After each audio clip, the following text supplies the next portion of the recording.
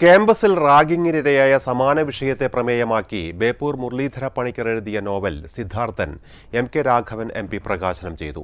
എഴുത്തുകാർക്ക് സ്വതന്ത്രമായി എഴുതാൻ പോലും പറ്റാത്ത അവസ്ഥയിലേക്കാണ് കേരളത്തിൽ കാര്യങ്ങൾ പോകുന്നതെന്ന് MP പറഞ്ഞു. റാഗിങ്ങിനിടെ കൊല ചെയ്യപ്പെട്ട സംഭവകഥയെ പ്രമേയമാക്കി ബേപ്പൂർ മുരളീധര പണിക്കർ എഴുതിയ സിദ്ധാർത്ഥൻ എന്ന നോവൽ വായനക്കാരിലെത്തുന്നു. MK Raghavan MP Mathrubhumi news editor MP സൂര്യദാസിന് നൽകിയാണ് പ്രകാശനം ചെയ്തത്.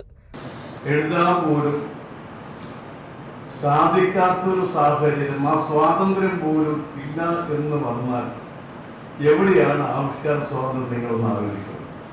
മുരളീധര പണിക്കർ മാധ്യമങ്ങളിൽ വന്നിട്ടുള്ള വസ്തുതകൾ ശേഖരിച്ചുകൊണ്ട് അവിടെ പോയി തയ്യാറാക്കിയ പുസ്തകമാണ്.